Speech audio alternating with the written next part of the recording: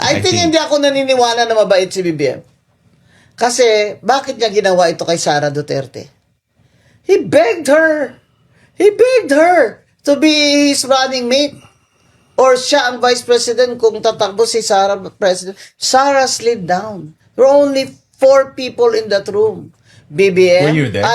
no, person A, and Sara. The person A told me.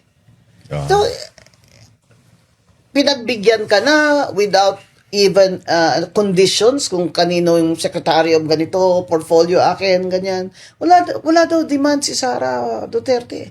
Tapos within 1 year, sinaksak mo na. Pinalitan mo yung speaker. Dapat si GMA yung speaker. Kasi ang gusto talaga ni Martin Luther King Romualdez, siya ang speaker because he wanted to be the next president. So inintriga niya ngayon si BBM. Na yan si Sara, sasaksakin ka niya, she's gonna topple you. Hello? Kung gusto siyang itapol ni Sara, why didn't she just run in the first place for president?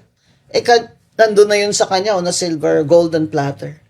Kasi lang, pag alam mo, pag nagko-cocaine, napapraning. Paranoia. Paranoia is really a symptom. Anong yung their calls for snap election? Mag-resign yung dalawa, si Sara at saka si BBM. Are you in favor of it? Ako, resign si BBM. Hindi, si Sara. Snap election. Sa akin sa akin, the one who has power now, who bungled our economy and everything, the one who caused it all is BBM, not Sara. And sa akin, kaya nakafocus ako na BBM resign. Hindi ako BBM Sara. Kasi may constitutional succession Yeah. Di ba? Masyado na magulo yan kung magsa-snap election ka Sa last episode namin, talagang constitutional ang support namin. Hindi pwede. Kasi constitution ang sa ligang batas ang nagpapastable sa country natin Eto po, merong senaryo na pinapalabas ngayon na ini-impeach. I-impeach nila ulit si Sara Duterte. Ang iniisip nila na magkaroon ng perpetual disqualification para hindi makatapos-takbo sa 2028.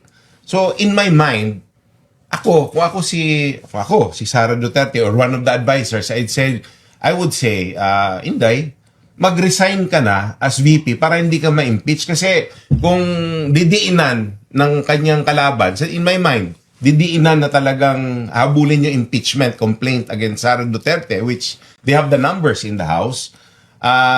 Pag nagkaroon ng perpetual disqualification, that will be a legal issue in 2028. The question is Speaker Boji D willing to be a rubber stamp? Ayun ang... Because people are saying he's just a titular speaker. Yeah. The de facto speaker is Sandro Marcos. Is Sandro Marcos. But Romualdez, whose ally is Puno, Puno wants to contest Boji D.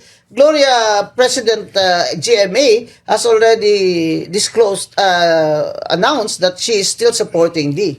Okay, now that's a block of votes there. So, is this impeachment complaint against VP Sara can succeed if Boji D is going to be a puppet.